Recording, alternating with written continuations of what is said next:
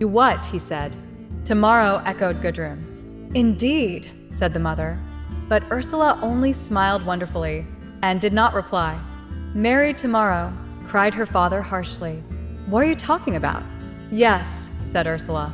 "Why not?" Those two words from her always drove him mad. "Everything is all right. We shall go to the registrar's office." There was a second's hush in the room after Ursula's blithe vagueness. "Really, Ursula," said Gudrun. "Might we ask why there's been all this secrecy?" demanded the mother, rather superbly. "But there hasn't," said Ursula. "You knew." "Who knew?" now cried the father. "Who knew? What do you mean by your you knew?" He was in one of his stupid rages. She instantly closed against him. "Of course you knew," she said coolly. "You knew we were going to get married." There was a dangerous pause. "We knew you were going to get married, did we?" "Knew." "Why, does anybody know anything about you, you shifty bitch?" "Father," cried Gudrun, flushing deep in violent remonstrance. Then, in a cold but gentle voice, as if to remind her sister to be tractable, "But isn't it a fearfully sudden decision, Ursula?" she asked. "No, not really," replied Ursula, with the same maddening cheerfulness. "He's been wanting me to agree for weeks. He's had the license ready. Only I wasn't ready in myself. Now I am ready. Is there anything to be disagreeable about?" "Certainly not," said Gudrun, but in a tone of cold reproof. "You are perfectly free to do as you like. Ready in yourself. Yourself, that's all that matters, isn't it?" "I wasn't ready in myself," he mimicked her phrase offensively. "You and yourself. You're of some importance, aren't you?" She drew herself up and set back her throat, her eyes shining yellow and dangerous. "I am to myself," she said, wounded and mortified. "I know I am not to anybody else. You only wanted to bully me. You never cared for my happiness." He was leaning forward watching her, his face intense like a spark. "Ursula, what are you saying? Keep your tongue still," cried her mother. Ursula swung round, and the lights in her eyes flashed. "No, I won't," she cried. "I won't hold my tongue and be bullied. What does it matter which day I get married? What does it matter? It doesn't affect anybody but myself." Her father was tense and gathered together like a cat about to spring. "Doesn't it?" he cried, coming nearer to her. She shrank away. "No." "How can it?" she replied, shrinking but stubborn. "It doesn't matter to me then. What you do. What becomes of you?" he cried, in a strange voice like a cry. The mother and Gudrun stood back, as if hypnotized. "No, está married, Ursula." Her father was very near to her. "You only want to." She knew it was dangerous, and she stopped. He was gathered together, every muscle ready. "What?" he challenged. "Bully me," she muttered, and even as her lips were moving, his hand had caught her smack at the side of the face, and she was sent up against the door. "Father," cried Gudrun in a high voice, "it is impossible." He stood unmoving. Ursula recovered. Her hand was on the door handle. She slowly drew herself up. He seemed doubtful now. "It's true," she declared, with brilliant tears in her eyes, her head lifted up in defiance. "What has your love meant? What did it ever mean?" "Bullying and denial." It did. He was advancing again with strange, tense movements and clenched fist, and the face of a murderer. But swift as lightning she had flashed out of the door, and they heard her running upstairs. He stood for a moment looking at the door. Then, like a defeated animal, he turned and went back to his seat by the fire. Gudrun was very white. Out of the intense silence, the mother's voice was heard saying, cold and angry, "Well, you shouldn't take so much notice of her." Again the silence fell. Each followed a separate set of emotions and thoughts. Suddenly the door opened again. Ursula, dressed in hat and furs, with a small valise in her hand. "Goodbye," she said, in her maddening, bright, almost mocking tone. "I'm going." And in the next instant the door was closed. They heard the outer door, then her quick steps down the garden path, then the gate banged, and her light footfall was gone. There was a silence like death in the house. Ursula went straight to the station, hastening heedlessly on winged feet. There was no train, She must walk on to the junction. As she went through the darkness, she began to cry, and she wept bitterly, with a dumb, heartbroken, child's anguish, all the way on the road and in the train. Time passed unheeded and unknown. She did not know where she was, nor what was taking place. Only she wept from fathomless depths of hopeless grief, the terrible grief of a child that knows no extenuation. Yet her voice had the same defensive brightness as she spoke to Birkin's landlady at the door. "Good evening. Is Mr. Birkin in? Can I see him?" "Yes, he's in. He's in his study." Ursula slipped past the woman. His door opened. He had heard her voice. "Hello," he exclaimed in surprise, seeing her standing there with the valise in her hand and marks of tears on her face. She was one who wept without showing many traces, like a child. "Do I look a sight?" she said, shrinking. "No, why? Come in." He took the bag from her hand, and they went into the study. There, immediately, her lips began to tremble like those of a child that remembers again, and the tears came rushing up. "What's the matter?" he asked, taking her in his arms. She sobbed violently on his shoulder, whilst he held her still, waiting. "What's the matter?" he said again, when she was quieter. But she only pressed her face further into his shoulder, in pain, like a child that cannot tell. "What is it then?" he asked. Suddenly she broke away, wiped her eyes, regained her composure, and went and sat in a chair. "Father hit me," she announced, sitting bunched up, rather like a ruffled bird, her eyes very bright. "What for?" he said. She looked away and would not answer. There was a pitiful redness about her sensitive nostrils and her quivering lips. "Why?" he repeated in his strange, soft, penetrating voice. She looked round at him, rather defiantly. "Because I said I was going to be married tomorrow, and he bullied me." "Why did he bully you?" Her mouth dropped again. She remembered the scene once more. The tears came up. "Because I said he didn't care, and he doesn't. It's only his domineeringness that's hurt," she said, her mouth pulled awry by her weeping, all the time she spoke, so that he almost smiled. It seemed so childish. Yet it was not childish. It was a mortal conflict, a deep wound. "It isn't quite true," he said. "And even so, you shouldn't say it." It is true," she wept. "And I won't be bullied by his pretending it's love, when it isn't. He doesn't care. How can he know he can't?" He sat in silence. She moved him beyond himself. "Then you shouldn't rouse him if he can't," replied Birkin quietly. "And I have loved him. I have," she wept. "I've loved him always, and he's always done this to me. He has." "It's been a love of opposition then," he said. "Never mind. It will be all right. It's nothing desperate." "Yes," she wept. It is. "Why?" "I shall never see him again. Not immediately. Don't cry, you had to break with him. It had to be, don't cry." He went over to her and kissed her fine, fragile hair, touching her wet cheeks gently. "Don't cry," he repeated. "Don't cry anymore." He held her head close against him, very close and quiet. At last she was still. Then she looked up, her eyes wide and frightened. "Don't you want me?" she asked. "Want you?" His darkened. Steady eyes puzzled her and did not give her play. "Do you wish I hadn't come?" she asked, anxious now again for fear she might be out of place. "No," he said. "I wish there hadn't been the violence. So much ugliness. But perhaps it was inevitable." She watched him in silence. He seemed deadened. "But where shall I stay?" she asked, feeling humiliated. He thought for a moment. "Here, with me," he said. "We're married as much today as we shall be tomorrow.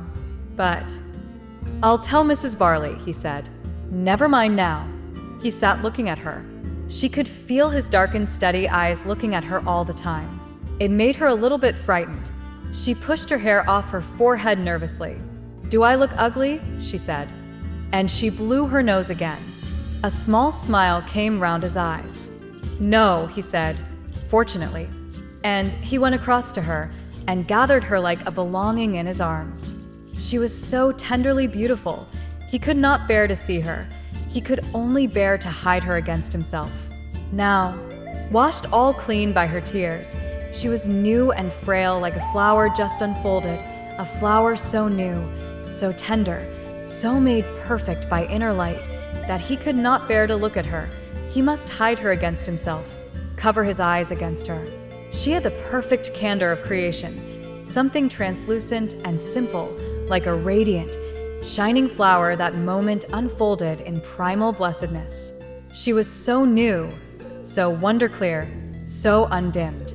And he was so old, so steeped in heavy memories. Her soul was new, undefined and glimmering with the unseen. And his soul was dark and gloomy. It had only one grain of living hope, like a grain of mustard seed.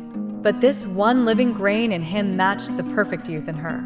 "I love you," he whispered as he kissed her, and trembled with pure hope, like a man who is born again to a wonderful, lively hope far exceeding the bounds of death. She could not know how much it meant to him, how much he meant by the few words. Almost childish, she wanted proof and statement, even overstatement, for everything seemed still uncertain, unfixed to her. But the passion of gratitude with which he received her into his soul, the extreme, unthinkable gladness of knowing himself living and fit to unite with her, he, who was so nearly dead, who was so near to being gone with the rest of his race down the slope of mechanical death, could never be understood by her. He worshipped her as age worships youth. He gloried in her because, in his one grain of faith, he was young as she.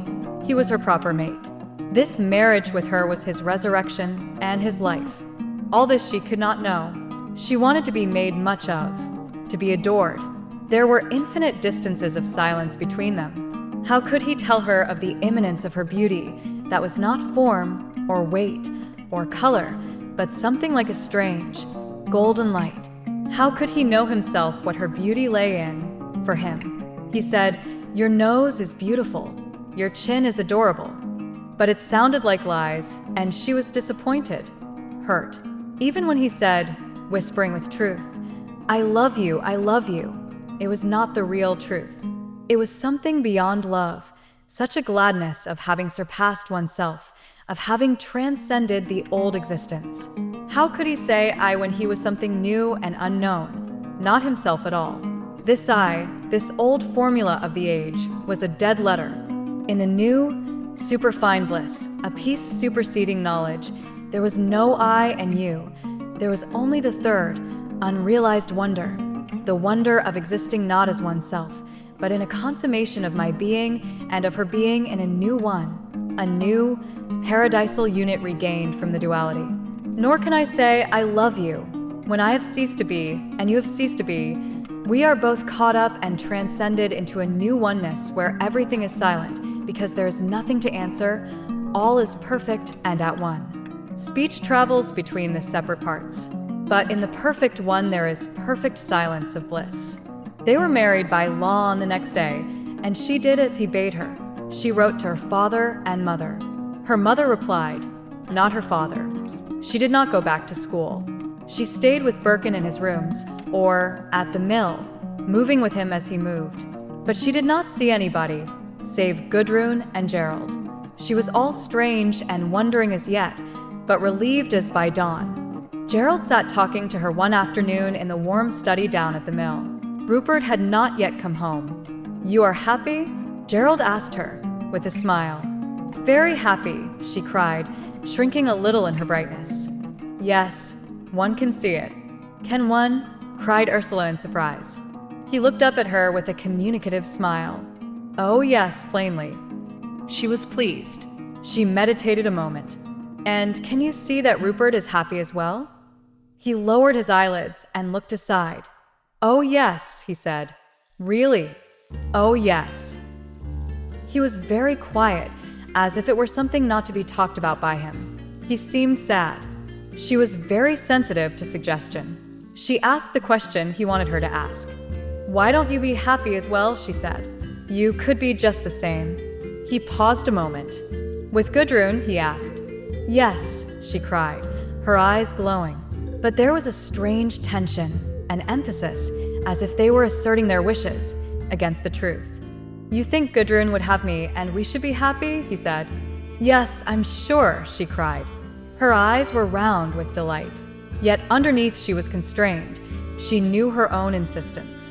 Oh, I'm so glad, she added. He smiled. What makes you glad, he said. For her sake, she replied. I'm sure you're the right man for her. You are, he said.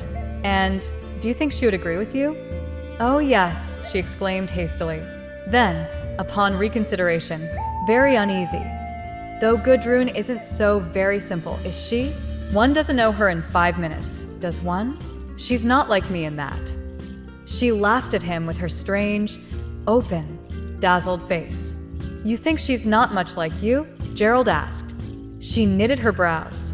Oh, in many ways she is. But I never know what she will do when anything new comes. You don't, said Gerald. He was silent for some moments. Then he moved tentatively.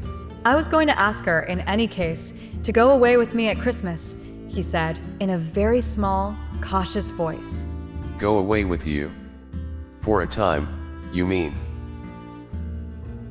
As long as she likes, he said, with a deprecating movement. They were both silent for some minutes. Of course, said Ursula at last. She might just be willing to rush into marriage. You can see. Yes, smiled Gerald. I can see. But in case she won't, do you think she would go abroad with me for a few days or for a fortnight? Oh yes, said Ursula. I'd ask her. Do you think we might all go together? All of us. Again, Ursula's face lighted up.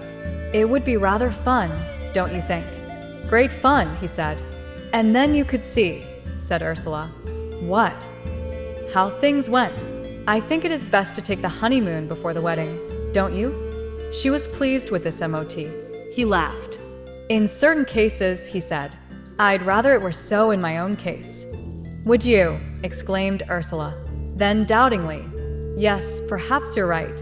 One should please oneself. Birkin came in a little later, and Ursula told him what had been said.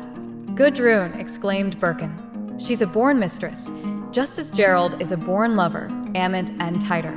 If, as somebody says, all women are either wives or mistresses, then Gudrun is a mistress. And all men either lovers or husbands, cried Ursula. But why not both? The one excludes the other, he laughed. Then I want a lover, cried Ursula. No, you don't, he said. But I do, she wailed. He kissed her and laughed. It was 2 days after this that Ursula was to go to fetch her things from the house in Beldover. The removal had taken place. The family had gone. Gudrun had rooms in Wiley Green. Ursula had not seen her parents since her marriage. She wept over the rupture. Yet what was the good of making it up? Good or not good? She could not go to them.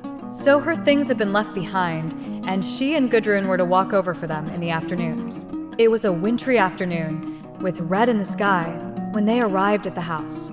The windows were dark and blank. Already the place was frightening. A stark, void entrance hall struck a chill to the hearts of the girls. I don't believe I dare have come in alone, said Ursula. It frightens me. Ursula, cried Gudrun. Isn't it amazing? Can you believe you lived in this place and never felt it? How I lived here a day without dying of terror, I cannot conceive. They looked in the big dining room. It was a good-sized room, but now a cell would have been lovelier. The large bay windows were naked, the floor was stripped, and a border of dark polish went round the tract of pale boarding. In the faded wallpaper were dark patches where furniture had stood, where pictures had hung. The sense of walls, dry, thin, flimsy-seeming walls, and a flimsy flooring, pale with its artificial black edges, was neutralizing to the mind. Everything was null to the senses. There was enclosure without substance, for the walls were dry and papery. Where were they standing, on earth, or suspended in some cardboard box? In the hearth was burnt paper and scraps of half-burnt paper. Imagine that we passed our days here, said Ursula. I know, cried Gudrun. It is too appalling. What must we be like if we are the contents of this? Vile, said Ursula. It really is. And she recognized half-burnt covers of Vogue, half-burnt representations of women in gowns, lying under the grate. They went to the drawing room. Another piece of shut-in air, without weight or substance, only a sense of intolerable papery imprisonment in nothingness. The kitchen did look more substantial because of the red-tiled floor and the stove, but it was cold and horrid. The two girls tramped hollowly up the bare stairs. Every sound re-echoed under their hearts. They tramped down the bare corridor. Against the wall of Ursula's bedroom were her things: a trunk, a work basket, some books, loose coats, a hat box, standing desolate in the universal emptiness of the dusk. "A cheerful sight, aren't they?" said Ursula, looking down at her forsaken possessions. "Very cheerful," said Gudrun. The two girls set to, carrying everything down to the front door. Again and again they made the hollow, re-echoing transit. The whole place seemed to resound about them with a noise of hollow, empty futility. In the distance, the empty, invisible rooms sent forth a vibration almost of obscenity. They almost fled with the last articles into the out-of-door. But it was cold. They were waiting for Birkin, who was coming with the car.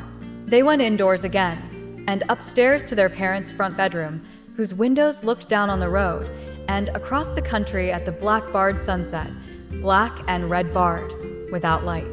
They sat down in the window seat to wait. Both girls were looking over the room.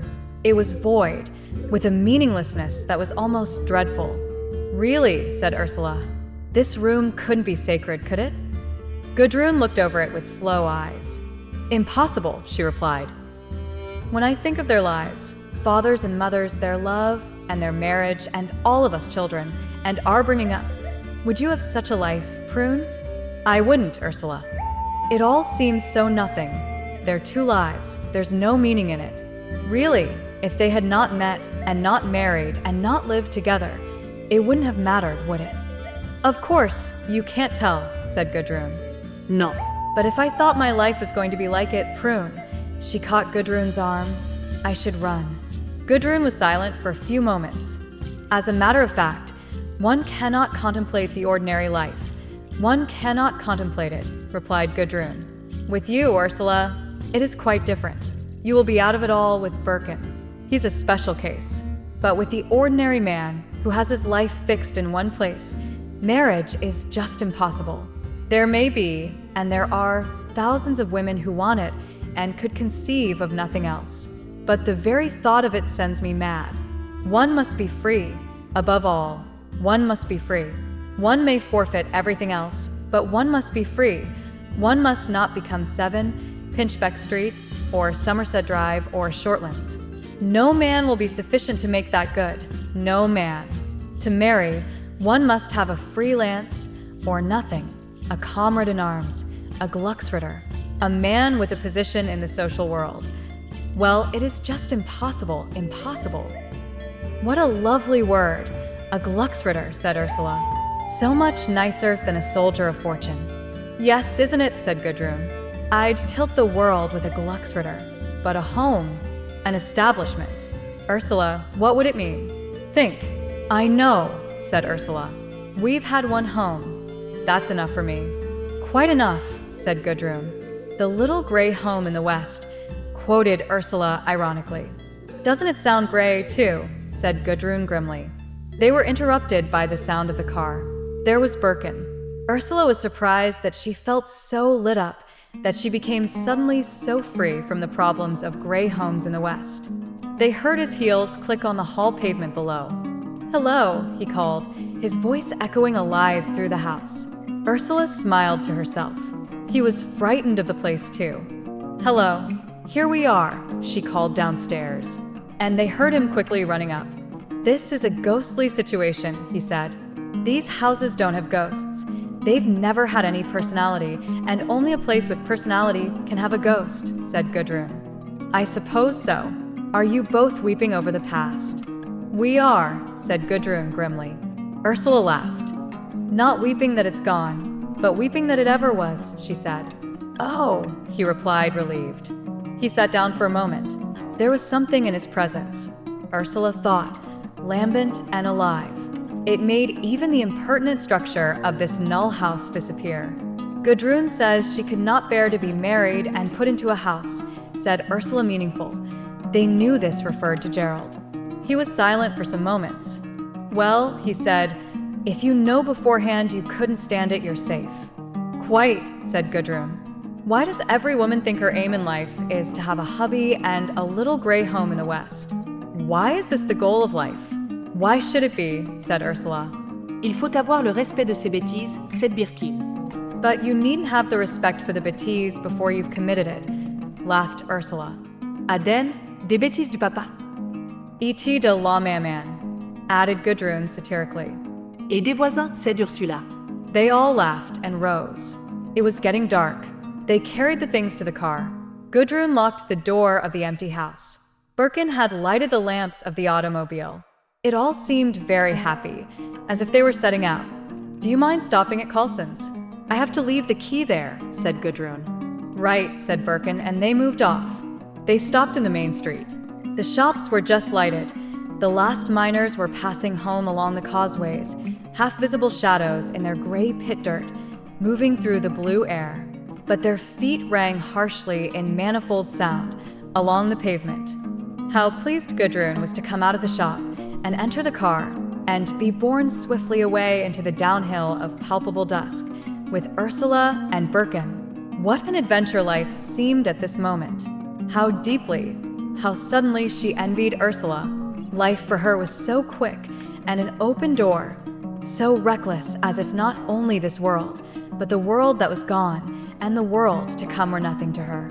Ah, if she could be just like that, it would be perfect. For always, except in her moments of excitement, she felt a want within herself. She was unsure. She had felt that now, at last, in Gerald's strong and violent love, she was living fully and finally. But when she compared herself with Ursula, already her soul was jealous, unsatisfied. She was not satisfied. She was never to be satisfied. What was she short of now? It was marriage. It was the wonderful stability of marriage. She did want it, let her say what she might. She had been lying. The old idea of marriage was right even now, marriage and the home. Yet her mouth gave a little grimace at the words. She thought of Gerald and Shortlands, marriage and the home. Ah well, let it rest. He meant a great deal to her. But perhaps it was not in her to marry. She was one of life's outcasts, one of the drifting lives that have no root. No, it could not be so. She suddenly conjured up a rosy room, with herself in a beautiful gown, and a handsome man in evening dress who held her in his arms in the firelight and kissed her. This picture she entitled Home. It would have done for the Royal Academy. Come with us to tea? Do, said Ursula, as they ran nearer to the cottage of Wiley Green. Thanks awfully, but I must go in, said Gudrun. She wanted very much to go on with Ursula and Birkin. That seemed like life indeed to her. Yet a certain perversity would not let her. Do come. Yes, it would be so nice, pleaded Ursula.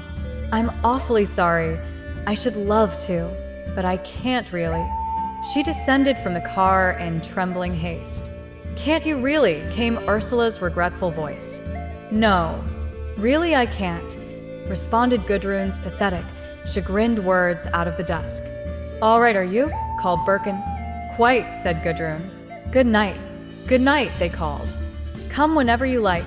We shall be glad, called Birkin. Thank you very much, called Gudrun, in the strange, twanging voice of lonely chagrin that was very puzzling to him. She turned away to her cottage gate, and they drove on. But immediately, she stood to watch them as the car ran vague into the distance.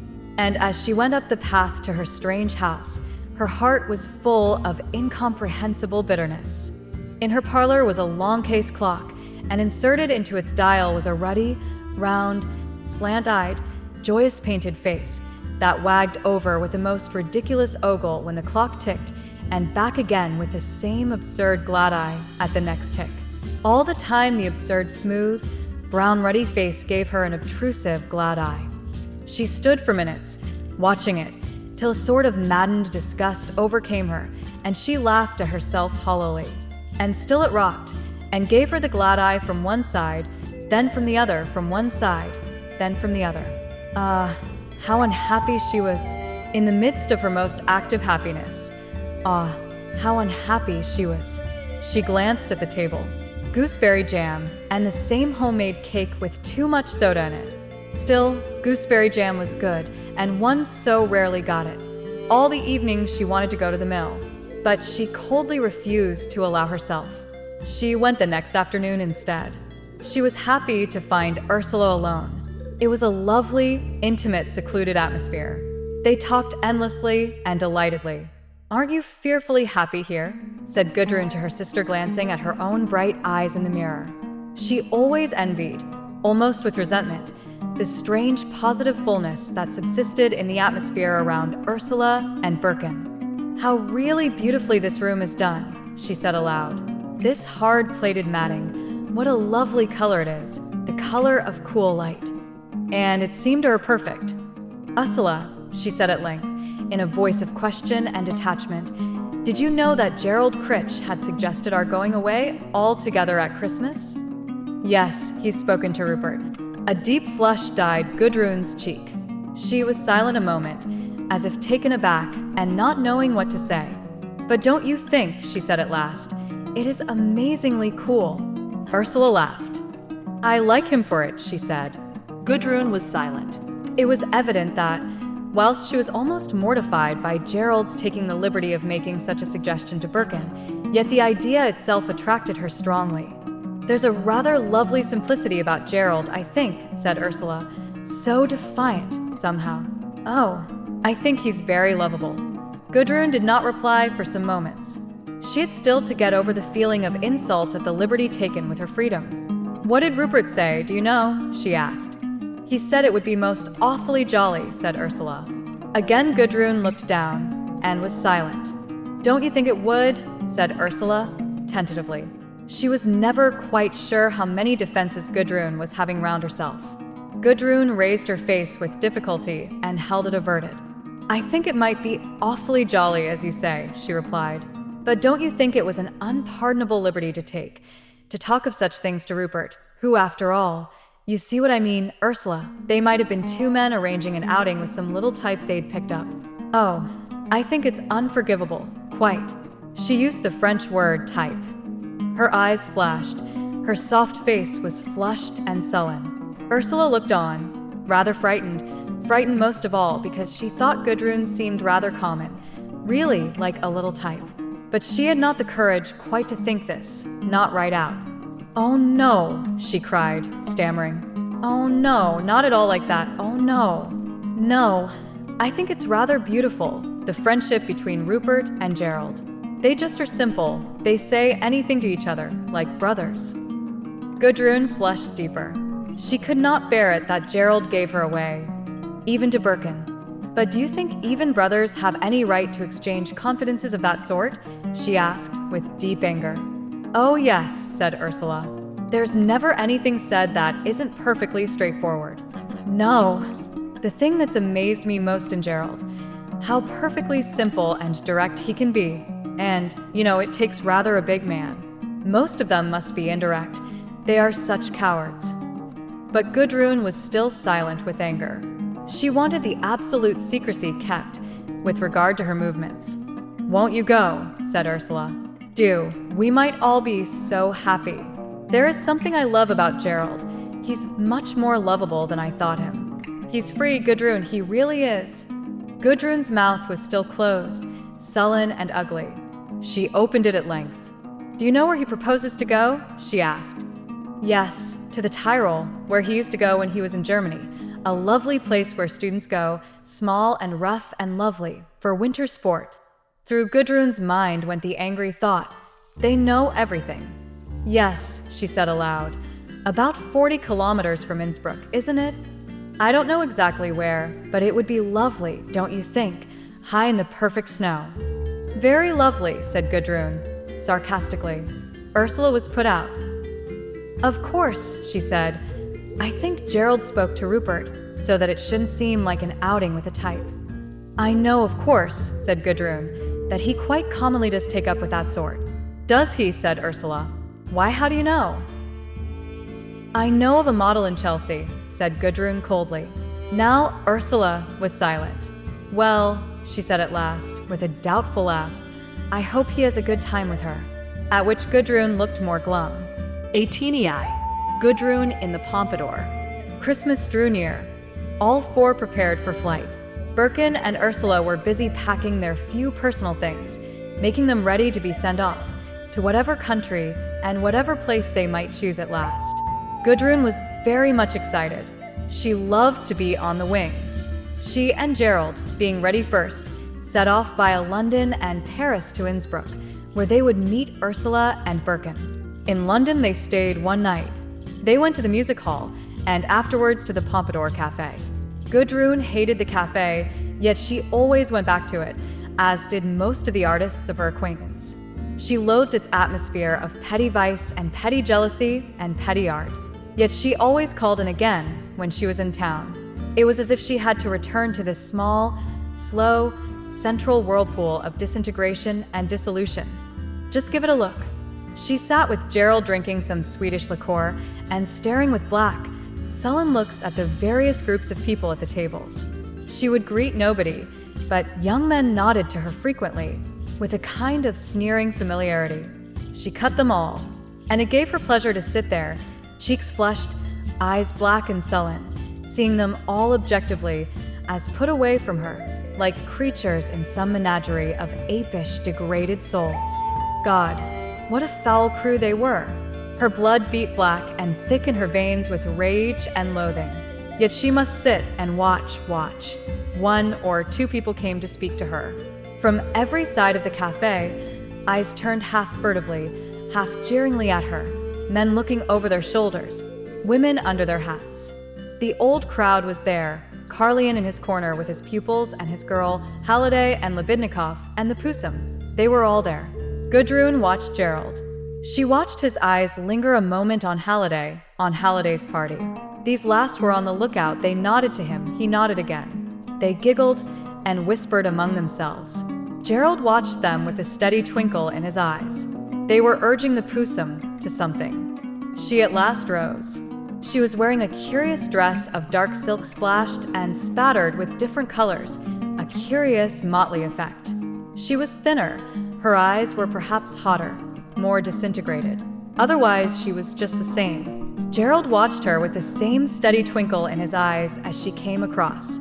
She held out her thin brown hand to him. "How are you?" she said. He shook hands with her, but remained seated and let her stand near him, against the table. She nodded blackly to Gudrun, whom she did not know to speak to, but well enough by sight and reputation. "I am very well," said Gerald. "And you?" "Oh, I'm all right. What about Rupert?" "Rupert? He's very well, too." "Yes, I don't mean that. What about him being married?" "Oh, yes, he is married." The Pusum's eyes had a hot flash. "Oh, he's really bought it off then, has he? When was he married?" "A week or two ago." "Really? He's never written?" No. "Don't you think it's too bad?" This last was in a tone of challenge. The Pusum let it be known by her tone that she was aware of Gudrun's listening. "I suppose he didn't feel like it," replied Gerald. "But why didn't he?" pursued the Pusum. This was received in silence. There was an ugly, mocking persistence in the small, beautiful figure of the short-haired girl as she stood near Gerald. "Are you staying in town long?" she asked. "Tonight only." "Oh, only tonight. Are you coming over to speak to Julius?" "Not tonight." "Oh, very well. I'll tell him then." Then came her touch of diablerie. "You're looking AWFLOI fit." "Yes, I feel it." Gerald was quite calm and easy, a spark of satiric amusement in his eye. "Are you having a good time?" This was a direct blow for Gudrun, spoken in a level, toneless voice of callous ease. "Yes," he replied, quite colorlessly. "I'm AWFLOI sorry you aren't coming round to the flat. You aren't very faithful to your queens." "Not very," he said. She nodded them both good night and went back slowly to her own set. Gudrun watched her curious walk, stiff and jerking at the loins. They heard her level, toneless voice distinctly. "He won't come over. He is otherwise engaged," it said. There was more laughter and lowered voices and mockery at the table. "Is she a friend of yours?" said Gudrun, looking calmly at Gerald. "I've stayed at Halliday's flat with Birkin," he said, meeting her slow, calm eyes. And she knew that the Pusum was one of his mistresses, and he knew she knew. She looked round and called for the waiter. She wanted an iced cocktail of all things. This amused Gerald. He wondered what was up. The holiday party was tipsy and malicious.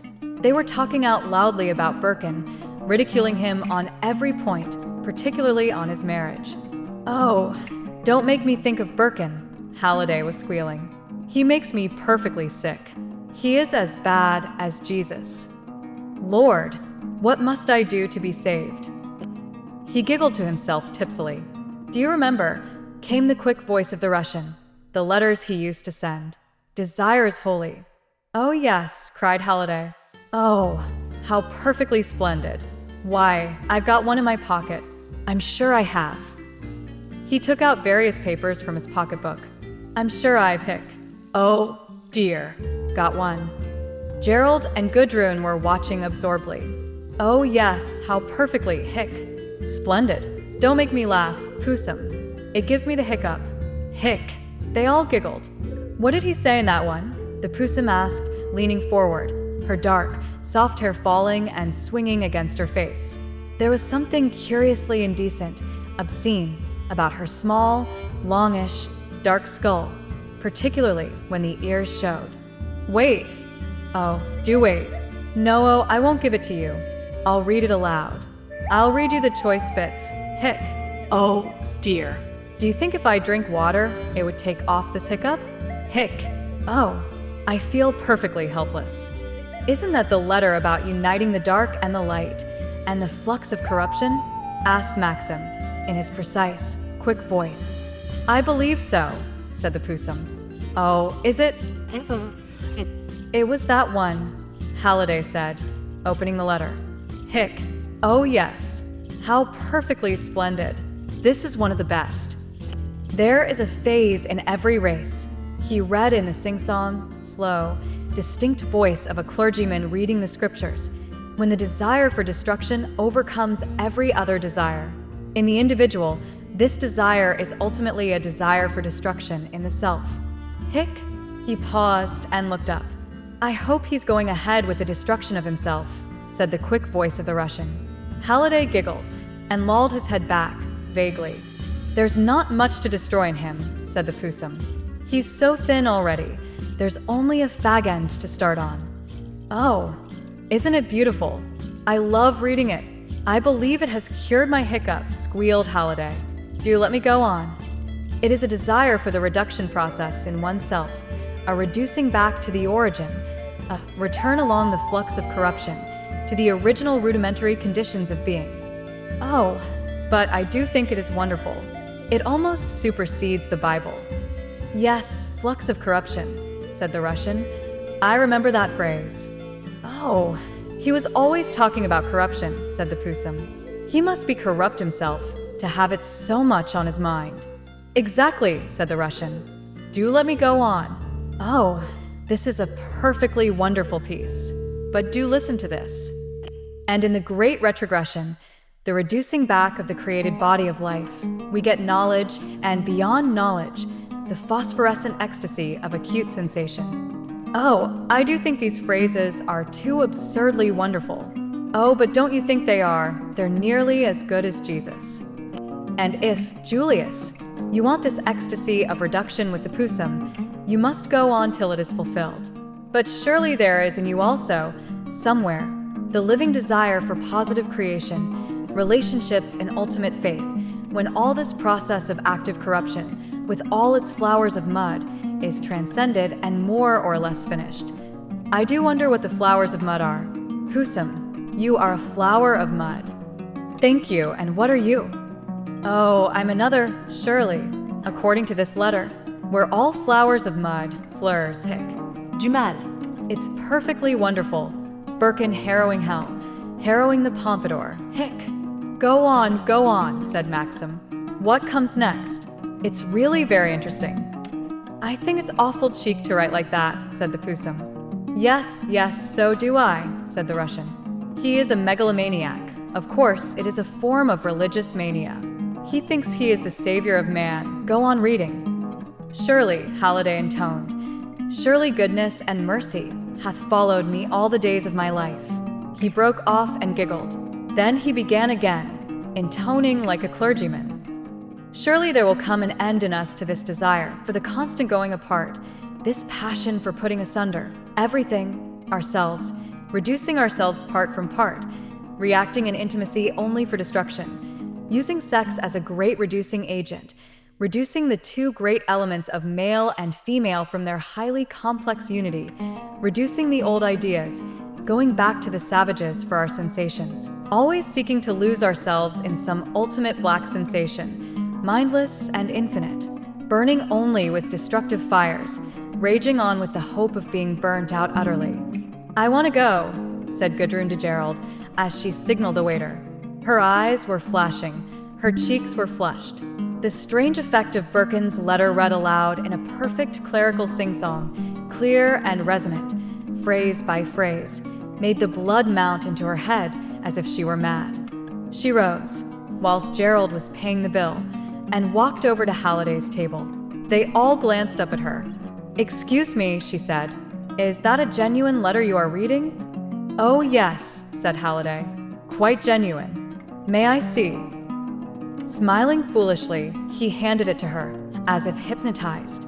"Thank you," she said. And she turned and walked out of the cafe with the letter, all down the brilliant room, between the tables, in her measured fashion. It was some moments before anybody realized what was happening. From Halliday's table came half-articulate cries, then somebody booed, then all the far end of the place began booing after Gudrun's retreating form. She was fashionably dressed in blackish green and silver. Her hat was brilliant green, like the sheen on an insect, but the brim was soft dark green, a falling edge with fine silver. Her coat was dark green, lustrous, with a high collar of gray fur and great fur cuffs. The edge of her dress showed silver and black velvet. Her stockings and shoes were silver gray. She moved with slow, fashionable indifference to the door. The porter opened obsequiously for her, and at her nod, hurried to the edge of the pavement and whistled for a taxi. The two lights of a vehicle almost immediately curved round towards her, like two eyes.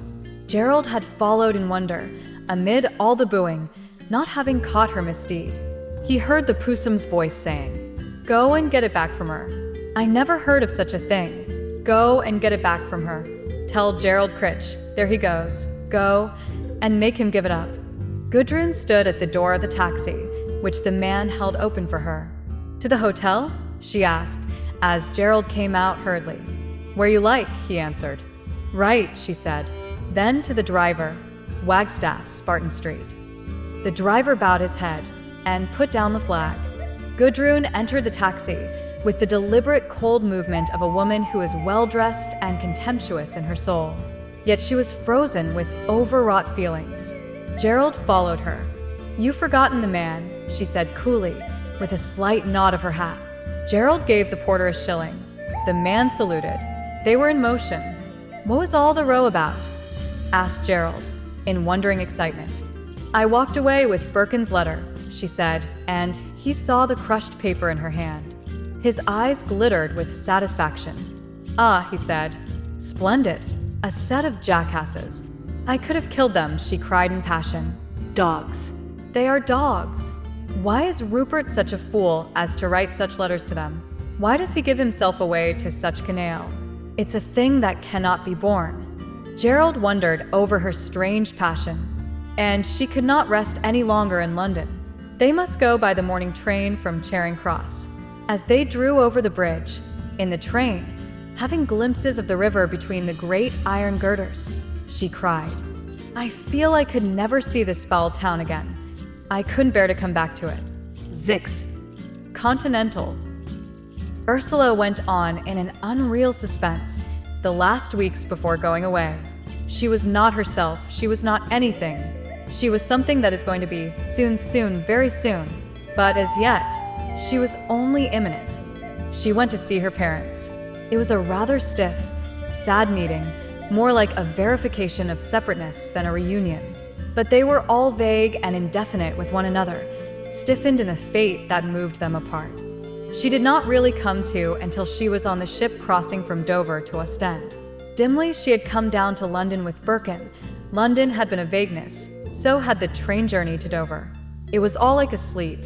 And now, at last, as she stood in the stern of the ship, in a pitch-dark, rather blowy night, feeling the motion of the sea, and watching the small, rather desolate little lights that twinkled on the shores of England, as on the shores of nowhere, watched them sinking smaller and smaller on the profound and living darkness, she felt her soul stirring to awake from its anesthetic sleep. "Let us go forward, shall we?" said Birkin. He wanted to be at the tip of their projection.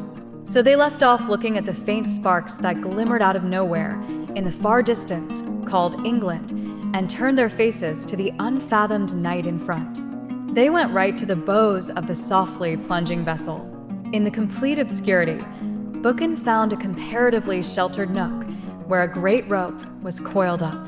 It was quite near the very point of the ship, near the black, unpierced space ahead. There they sat down, folded together, folded round with the same rug, creeping in nearer and ever nearer to one another, till it seemed they had crept right into each other and become one substance.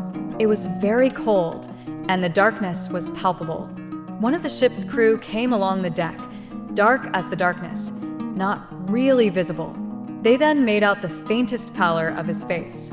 He felt their presence and stopped, unsure, then bent forward. When his face was near them, he saw the faint pallor of their faces. Then he withdrew like a phantom, and they watched him without making any sound. They seemed to fall away into the profound darkness. There was no sky, no earth, only one unbroken darkness, into which, with a soft, sleeping motion, they seemed to fall like one closed seed of life falling through dark, fathomless space. They had forgotten where they were, forgotten all that was and all that had been, conscious only in their heart, and they're conscious only of this pure trajectory through the surpassing darkness. The ship's prow cleaved on, with a faint noise of cleavage, into the complete night, without knowing, without seeing, only surging on. In Ursula, the sense of the unrealized world ahead triumphed over everything. In the midst of this profound darkness, there seemed to glow on her heart the effulgence of a paradise unknown and unrealized. Her heart was full of the most wonderful light, golden like honey of darkness, sweet like the warmth of day, a light which was not shed on the world, only on the unknown paradise towards which she was going, a sweetness of habitation, a delight of living quite unknown, but hers infallibly. In her transport, she lifted her face suddenly to him, and he touched it with his lips. So cold, so fresh, so sea-clear her face was. It was like kissing a flower that grows near the surf. But he did not know the ecstasy of bliss and foreknowledge that she knew. To him, the wonder of this transit was overwhelming. He was falling through a gulf of infinite darkness, like a meteorite plunging across the chasm between the worlds. The world was torn in two, and he was plunging like an unlit star through the ineffable rift. What was beyond was not yet for him. He was overcome by the trajectory. In a trance, he lay enfolding Ursula roundabout. His face was against her fine, fragile hair. He breathed its fragrance with the sea and the profound night. And his soul was at peace, yielded, as he fell into the unknown. This was the first time that an utter and absolute peace had entered his heart, now, in this final transit out of life. When there came some stir on the deck, they roused. They stood up. How stiff and cramped they were in the nighttime, and yet the paradisal glow on her heart and the unutterable peace of darkness in his. This was the all in all. They stood up and looked ahead. Low lights were seen down the darkness. This was the world again. It was not the bliss of her heart, nor the peace of his. It was the superficial, unreal world of fact, yet not quite the old world, for the peace and the bliss in their hearts was enduring. Strange and desolate above all things, like disembarking from the Styx into the desolated underworld, was this landing at night. There was the raw, half-lighted, covered in vastness of the dark place, boarded and hollow underfoot, with only desolation everywhere. Ursula had caught sight of the big, pallid, mystic letters Ostend, standing in the darkness. Everybody was hurrying with a blind, insect-like intentness through the dark gray air. Porters were calling in un-English English, then trotting with heavy bags, their colorless blouses looking ghostly as they disappeared. Ursula stood at a long, low, zinc-covered barrier, along with hundreds of other spectral people, and all the way down the vast, raw darkness was this low stretch of open bags and spectral people, whilst, on the other side of the barrier, pallid officials in peaked caps and mustaches were turning the underclothing in the bags, then scrawling a chalk mark. It was done. Birkin snapped the handbags. Off they went, the porter coming behind. They were through a great doorway, and in the open night again. A railway platform. Voices were still calling in inhuman agitation through the dark gray air. Specters were running along the darkness between the train. Cologne, Berlin. Ursula made out on the boards hung on the high train on one side. "Here we are," said Birkin. And on her side she saw Alsace, Lothringen, Luxembourg, Metz, Ball. That was it, Ball. The porter came up. À Bâle, deuxième classe? Voilà. And he clambered into the high train. They followed. The compartments were already some of them taken, but many were dim and empty. The luggage was stowed. The porter was tipped. "Nous avons encore," said Birkin, looking at his watch and at the porter. Encore une demi-heure. With which, in his blue blouse, he disappeared. He was ugly and insolent. "Come," said Birkin. "It is cold. Let us eat." There was a coffee wagon on the platform. They drank hot, watery coffee and ate the long rolls, split, with ham between, which were such a wide bite that it almost dislocated Ursula's jaw, and they walked beside the high trains.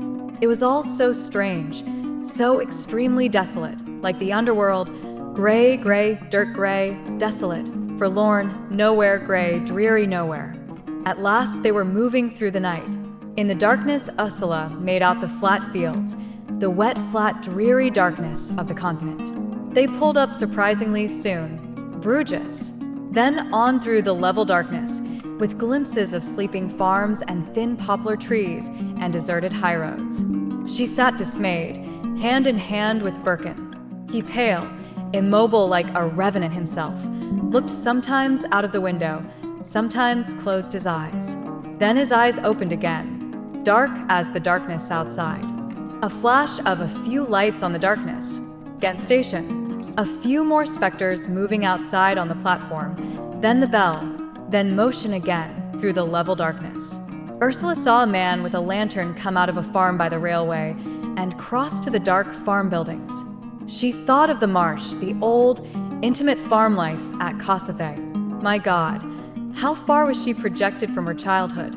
How far was she still to go? In one lifetime, one traveled through eons.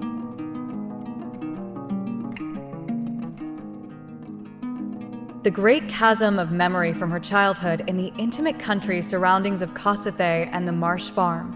She remembered the servant Tilly, who used to give her bread and butter sprinkled with brown sugar, in the old living room where the grandfather clock had 2 pink roses in a basket painted above the figures on the face. And now, when she was traveling into the unknown with Birkin, an utter stranger, was so great that it seemed she had no identity, that the child she had been, playing in Kossathay churchyard, was a little creature of history, not really herself. They were at Brussels, half an hour for breakfast. They got down. On the great station clock it said 6 o'clock. They had coffee and rolls and honey in the vast desert refreshment room. So dreary, always so dreary, dirty, so spacious, such desolation of space. But she washed her face and hands in hot water and combed her hair. That was a blessing. Soon they were in the train again, and moving on. The grayness of dawn began. There were several people in the compartment, large florid Belgian businessmen with long brown beards, talking incessantly in an ugly French she was too tired to follow. It seemed the train ran by degrees out of the darkness into a faint light, then beat after beat into the day. Ah, how weary it was! Faintly, the trees showed like shadows. Then a house, white, had a curious distinctness. How was it? Then she saw a village.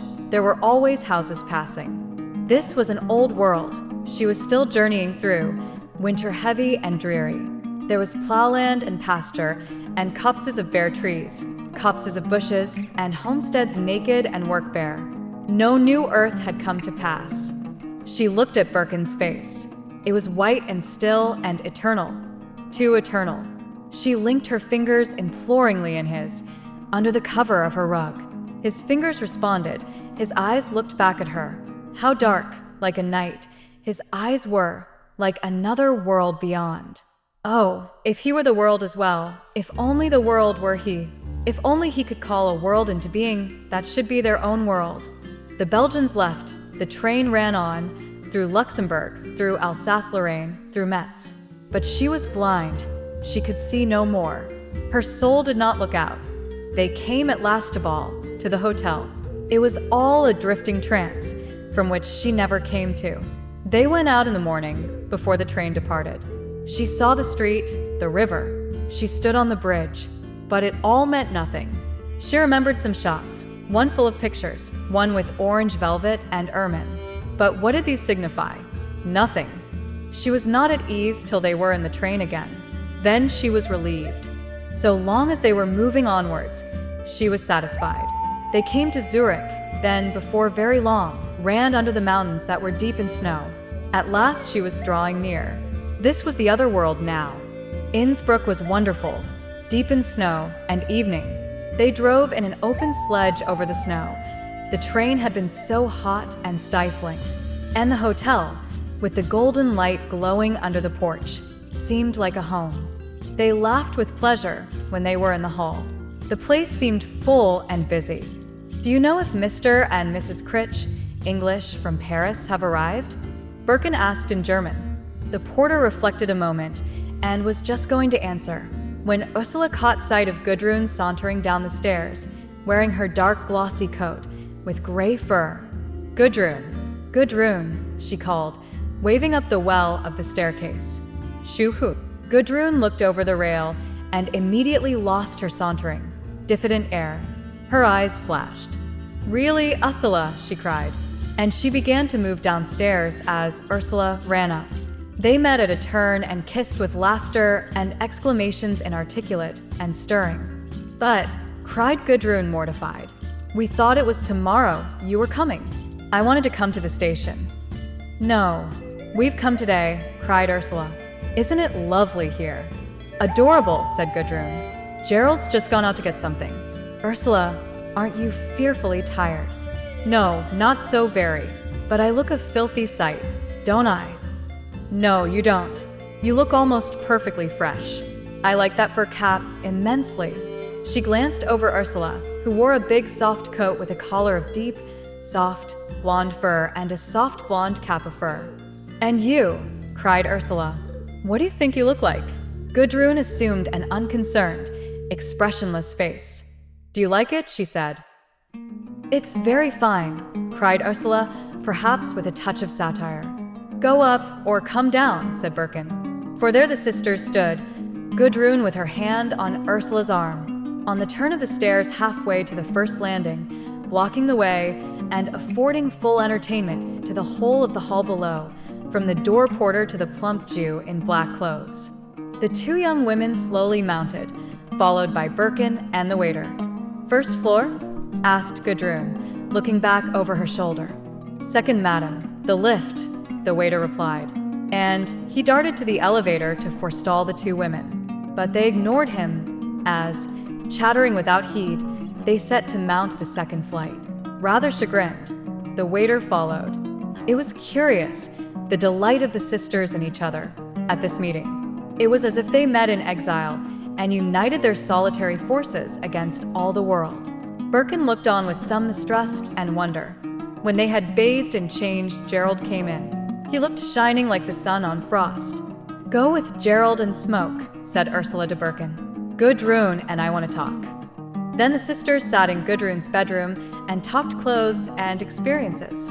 Gudrun told Ursula the experience of the Birkin letter in the cafe. Ursula was shocked and frightened. Where's the letter? She asked. I kept it, said Gudrun. You'll give it me, won't you? She said. But Gudrun was silent for some moments before she replied. Do you really want it, Ursula? I want to read it, said Ursula. Certainly, said Gudrun. Even now, she could not admit to Ursula that she wanted to keep it as a memento or a symbol. But Ursula knew and was not pleased, so the subject was switched off. What did you do in Paris? Asked Ursula. Oh, said Gudrun laconically, the usual things. We had a fine party one night in Fanny Bath's studio. Did you? And you and Gerald were there. Who else? Tell me about it. Well, said Gudrun, there's nothing particular to tell. You know Fanny is frightfully in love with that painter, Billy McFarlane. He was there, so Fanny spared nothing. She spent very freely. It was really remarkable. Of course, everybody got fearfully drunk, but in an interesting way, not like that filthy London crowd. The fact is these were all people that matter, which makes all the difference.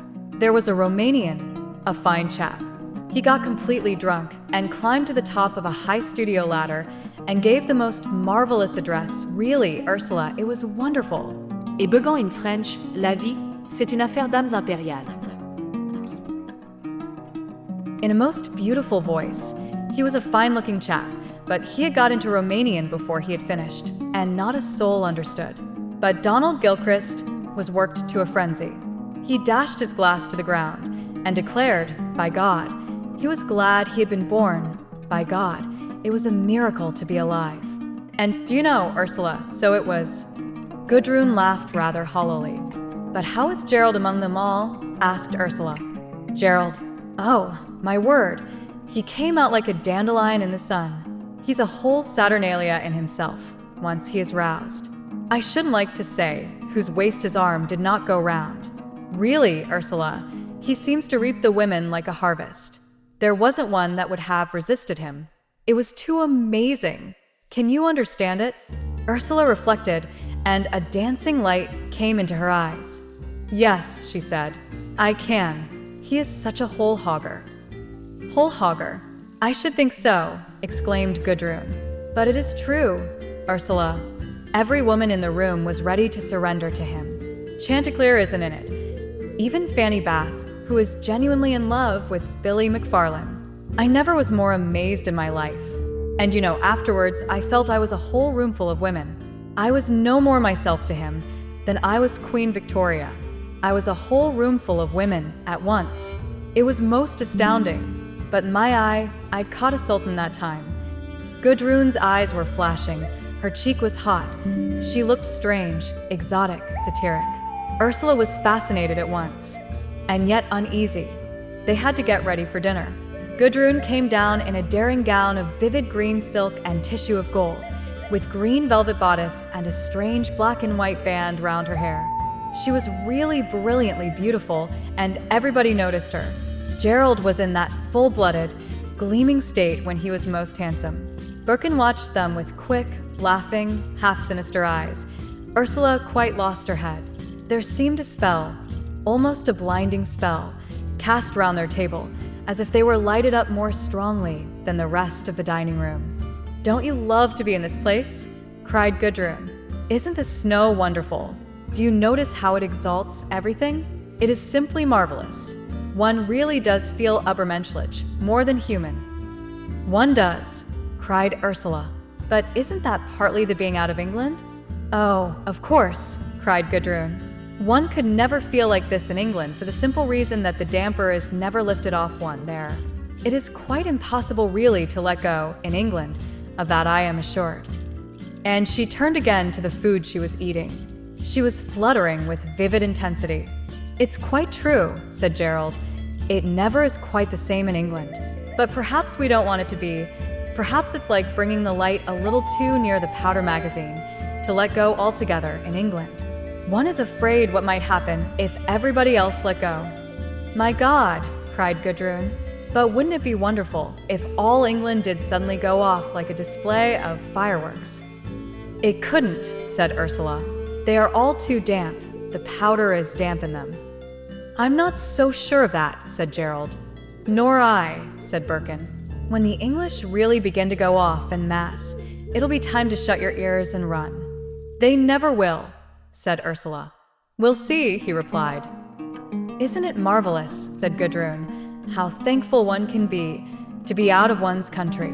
I cannot believe myself. I am so transported. The moment I set foot on a foreign shore, I say to myself, here steps a new creature into life. Don't be too hard on poor old England, said Gerald. Though we curse it, we love it really. To Ursula, there seemed a fund of cynicism in these words. We may, said Birkin, but it's a damnably uncomfortable love, like a love for an aged parent who suffers horribly from a complication of diseases for which there is no hope. Gudrun looked at him with dilated dark eyes. You think there is no hope? She asked in her pertinent fashion, but Birkin backed away. He would not answer such a question.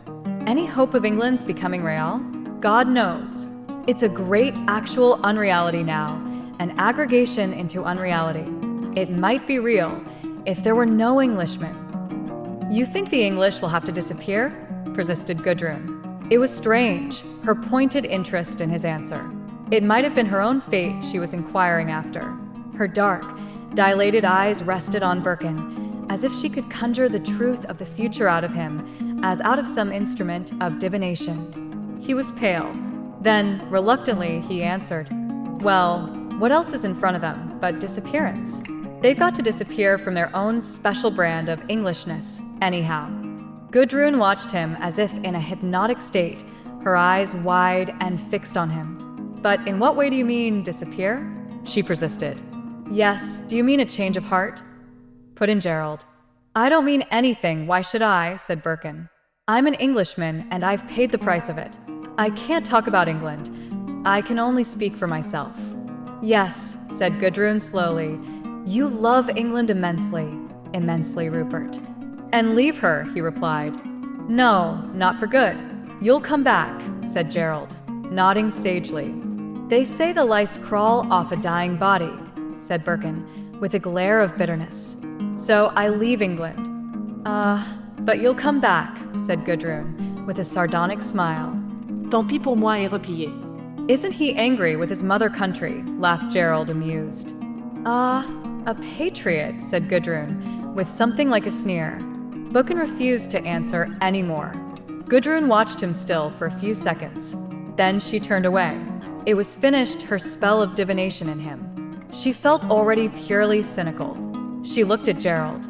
He was wonderful, like a piece of radium to her. She felt she could consume herself and know all by means of this fatal, living metal.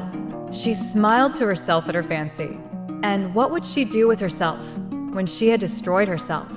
For if spirit, if integral being is destructible, matter is indestructible. He was looking bright and abstracted, puzzled for the moment. She stretched out her beautiful arm with its fluff of green tulle and touched his chin with her subtle, artist's fingers. What are they then? She asked with a strange, knowing smile. What? He replied, his eyes suddenly dilating with wonder. Your thoughts. Gerald looked like a man coming awake. I think I had none, he said. Really, she said, with grave laughter in her voice. And to Birkin it was as if she killed Gerald with that touch. But, cried Gudrun, let us drink to Britannia. Let us drink to Britannia. It seemed there was wild despair in her voice. Gerald laughed and filled the glasses. I think Rupert means, he said, that nationally all Englishmen must die so that they can exist individually and supranationally, put in Gudrun with a slight ironic grimace, raising her glass. The next day, they descended at the tiny railway station of Hohenhausen at the end of the tiny valley railway. It was snow everywhere, a white, perfect cradle of snow, new and frozen, sweeping up on either side, black crags and white sweeps of silver towards the blue pale heavens. As they stepped out on the naked platform, with only snow around and above, Gudrun shrank as if it chilled her heart. My God, Jerry, she said, turning to Gerald with sudden intimacy. You've done it now. What? She made a faint gesture, indicating the world on either hand. Look at it. She seemed afraid to go on. He laughed. They were in the heart of the mountains. From high above, on either side, swept down the white fold of snow, so that one seemed small and tiny in a valley of pure concrete heaven, all strangely radiant and changeless and silent. "It makes one feel so small and alone," said Ursula, turning to Birkin and laying her hand on his arm. "You're not sorry you've come, are you?" said Gerald to Gudrun. She looked doubtful. They went out of the station between banks of snow. "Ah," said Gerald, sniffing the air in elation. "This is perfect. There's our sledge. We'll walk a bit. We'll run up the road." Gudrun, always doubtful, dropped her heavy coat on the sledge as he did his, and they set off.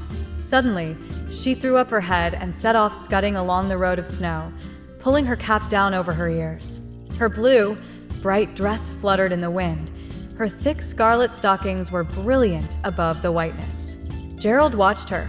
She seemed to be rushing towards her fate and leaving him behind. He let her get some distance, then, loosening his limbs, he went after her. Everywhere was deep and silent snow. Great snow eaves weighed down the broad-roofed Tyrolese houses that were sunk to the window sashes in snow.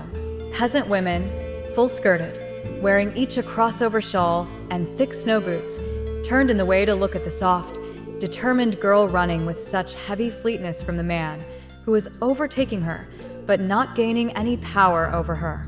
They passed the inn with its painted shutters and balcony, a few cottages, half buried in the snow, then the snow-buried silent sawmill by the roofed bridge, which crossed the hidden stream, over which they ran into the very depth of the untouched sheets of snow. It was a silence and a sheer whiteness exhilarating to madness.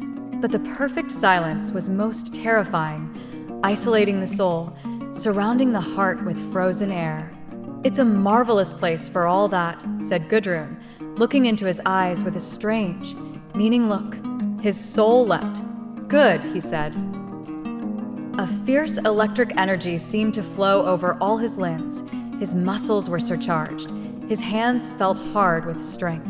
They walked along rapidly up the snow road that was marked by withered branches of trees stuck in at intervals. He and she were separate, like opposite poles of one fierce energy. But they felt powerful enough to leap over the confines of life into the forbidden places and back again. Birkin and Ursula were running along also, over the snow. He had disposed of the luggage, and they had a little start of the sledges. Ursula was excited and happy, but she kept turning suddenly to catch hold of Birkin's arm, to make sure of him. "This is something I never expected," she said. "It is a different world here." They went on into a snow meadow. There they were overtaken by the sledge that came tinkling through the silence. It was another mile before they came upon Gudrun and Gerald on the steep-up climb beside the pink, half-buried shrine.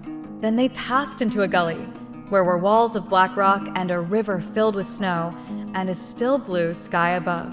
Through a covered bridge they went, drumming roughly over the boards, crossing the snowbed once more, then slowly up and up, the horses walking swiftly, the driver cracking his long whip as he walked beside, and calling his strange wild hew-hew, the walls of rock passing slowly by, till they emerged again between slopes and masses of snow. Up and up, gradually they went, through the cold shadow radiance of the afternoon, silenced by the imminence of the mountains, the luminous, dazing sides of snow that rose above them and fell away beneath. They came forth at last in a little high tableland of snow, where stood the last peaks of snow like the heart petals of an open rose. In the midst of the last deserted valleys of heaven stood a lonely building with brown wooden walls and white heavy roof, deep and deserted in the waste of snow, like a dream. It stood like a rock that had rolled down from the last steep slopes, a rock that had taken the form of a house, and was now half buried. It was unbelievable that one could live there uncrushed by all this terrible waste of whiteness and silence and clear, upper, ringing cold. Yet the sledges ran up in fine style. People came to the door laughing and excited. The floor of the hostel rang hollow. The passage was wet with snow. It was a real, warm interior. The newcomers tramped up the bare wooden stairs, following the serving woman. Gudrun and Gerald took the first bedroom. In a moment they found themselves alone in a bare, smallish, close-shut room that was all of golden-colored wood, floor, walls, ceiling, door, all of the same warm gold paneling of oiled pine. There was a window opposite the door, but low down because the roof sloped. Under the slope of the ceiling were the table with washhand bowl and jug, and across, another table with mirror. On either side the door were 2 beds piled high with an enormous blue-checked overbolster. Enormous. This was all. No cupboard. None of the amenities of life. Here they were shut up together in this cell of golden-colored wood, with 2 blue-checked beds. They looked at each other and laughed, frightened by this naked nearness of isolation. A man knocked and came in with the luggage. He was a sturdy fellow with flattish cheekbones, rather pale, and with coarse fair mustache. Gudrun watched him put down the bags, in silence, then tramp heavily out. "It isn't too rough, is it?" Gerald asked. The bedroom was not very warm, and she shivered slightly. "It is wonderful," she equivocated. "Look at the color of this paneling. It's wonderful, like being inside a nut." He was standing watching her, feeling his short-cut mustache, leaning back slightly and watching her with his keen, undaunted eyes, dominated by the constant passion that was like a doom upon him. She went and crouched down in front of the window, curious. "Oh, but this," she cried involuntarily, almost in pain. In front was a valley shut in under the sky, the last huge slopes of snow and black rock, and at the end, like the navel of the earth, a white folded wall, and 2 peaks glimmering in the late light. Straight in front ran the cradle of silent snow, between the great slopes that were fringed with a little roughness of pine trees, like hair, round the base. But the cradle of snow ran on to the eternal closing in, where the walls of snow and rock rose impenetrable, and the mountain peaks above were in heaven immediate. This was the center, the knot, the navel of the world, where the earth belonged to the skies, pure, unapproachable, impassable. It filled Gudrun with a strange rapture. She crouched in front of the window, clenching her face in her hands, in a sort of trance. At last she had arrived. She had reached her place. Here at last she folded her venture and settled down like a crystal in the navel of snow, and was gone. Gerald bent above her and was looking out over her shoulder. Already he felt he was alone. She was gone. She was completely gone, and there was icy vapor round his heart. He saw the blind valley, the great cul-de-sac of snow and mountain peaks under the heaven. And there was no way out. The terrible silence and cold and the glamorous whiteness of the dusk wrapped him round, and she remained crouching before the window, as at a shrine, a shadow. "Do you like it?" he asked, in a voice that sounded detached and foreign. At least she might acknowledge he was with her. But she only averted her soft, mute face a little from his gaze. And he knew that there were tears in her eyes, her own tears, tears of her strange religion, that put him to naught. Quite suddenly, he put his hand under her chin and lifted up her face to him. Her dark blue eyes, in their wetness of tears, dilated as if she was startled in her very soul. They looked at him through their tears in terror and a little horror. His light blue eyes were keen, small-pupiled, and unnatural in their vision. Her lips parted as she breathed with difficulty. The passion came up in him, stroke after stroke, like the ringing of a bronze bell, so strong and unflawed and indomitable. His knees tightened to bronze as he hung above her soft face, whose lips parted and whose eyes dilated in a strange violation. In the grasp of his hand, her chin was unutterably soft and silken. He felt strong as winter. His hands were living metal, invincible and not to be turned aside. His heart rang like a bell clanging inside him. He took her up in his arms. She was soft and inert, motionless. All the while her eyes, in which the tears had not yet dried, were dilated as if in a kind of swoon of fascination and helplessness. He was superhumanly strong and unflawed, as if invested with supernatural force. He lifted her close and folded her against him. Her softness, her inert, relaxed weight lay against his own surcharged, bronze-like limbs in a heaviness of desirability that would destroy him if he were not fulfilled. She moved convulsively, recoiling away from him. His heart went up like a flame of ice. He closed over her like steel. He would destroy her rather than be denied. But the overweening power of his body was too much for her. She relaxed again and lay loose and soft, panting in a little delirium. And to him, she was so sweet. She was such bliss of release that he would have suffered a whole eternity of torture rather than forego 1 second of this pang of unsurpassable bliss. "My God," he said to her, his face drawn and strange, transfigured. "What next?" She lay perfectly still, with a still, childlike face and dark eyes, looking at him. She was lost, fallen right away. "I shall always love you," he said, looking at her. But she did not hear. She lay, looking at him as at something she could never understand, never, as a child looks at a grown-up person, without hope of understanding, only submitting. He kissed her eyes shut so that she could not look any more. He wanted something now, some recognition, some sign, some admission. But she only lay silent and childlike and remote, like a child that is overcome and cannot understand, only feels lost. He kissed her again, giving up. "Shall we go down and have coffee and kuchen?" he asked. The twilight was falling slate blue at the window. She closed her eyes, closed away the monotonous level of dead wonder, and opened them again to the everyday world. "Yes," she said briefly, regaining her will with a click. She went again to the window. Blue evening had fallen over the cradle of snow and over the great pallid slopes. But in the heaven the peaks of snow were rosy, glistening like transcendent, radiant spikes of blossom in the heavenly upper world, so lovely and beyond. Gudrun saw all their loveliness. She knew how immortally beautiful they were. Great pistils of rose-colored, snow-fed fire in the blue twilight of the heaven. She could see it, she knew it, but she was not of it. She was divorced, debarred, a soul shut out. With a last look of remorse, she turned away and was doing her hair. He had unstrapped the luggage and was waiting, watching her. She knew he was watching her.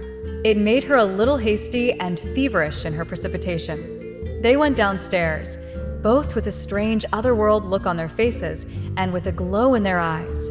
They saw Birkin and Ursula sitting at the long table in a corner, waiting for them. How good and simple they looked together, Gudrun thought jealously.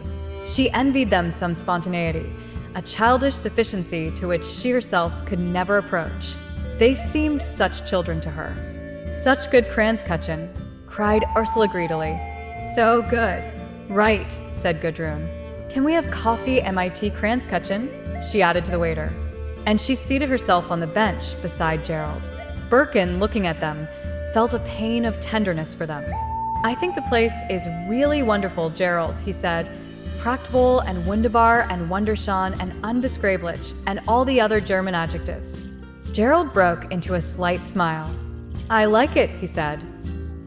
The tables, of white scrubbed wood, were placed round 3 sides of the room, as in a Gasthaus. Birkin and Ursula sat with their backs to the wall, which was of oiled wood, and Gerald and Gudrun sat in the corner next them, near to the stove. It was a fairly large place with a tiny bar just like a country inn, but quite simple and bare and all of oiled wood, ceilings and walls and floor, the only furniture being the tables and benches going round 3 sides, the great green stove, and the bar and the doors on the 4th side. The windows were double and quite uncurtained. It was early evening. The coffee came, hot and good, and a whole ring of cake. "A whole kuchen," cried Ursula. "They give you more than us. I want some of yours." There were other people in the place, 10 altogether, so Birkin had found out. 2 artists, 3 students, a man and wife, and a professor and 2 daughters, all Germans. The 4 English people, being newcomers, sat in their coign of vantage to watch. The Germans peeped in at the door, called a word to the waiter, and went away again. It was not mealtime, so they did not come into this dining room, but betook themselves, when their boots were changed, to the reunion sale. The English visitors could hear the occasional twanging of a zither, the strumming of a piano, snatches of laughter and shouting and singing, a faint vibration of voices. The whole building being of wood, it seemed to carry every sound, like a drum, but instead of increasing each particular noise, it decreased it, so that the sound of the zither seemed tiny, as if a diminutive zither were playing somewhere, and it seemed the piano must be a small one, like a little spinet. The host came when the coffee was finished. He was a Tyrolese, broad, rather flat-cheeked, with a pale, pockmarked skin and flourishing mustaches. "Would you like to go to the reunion sale to be introduced to the other ladies and gentlemen?" he asked, bending forward and smiling, showing his large, strong teeth. His blue eyes went quickly from one to the other. He was not quite sure of his ground with these English people. He was unhappy too because he spoke no English and he was not sure whether to try his French. "Shall we go to the reunion sale and be introduced to the other people?" repeated Gerald, laughing. There was a moment's hesitation. "I suppose we'd better break the ice," said Birkin.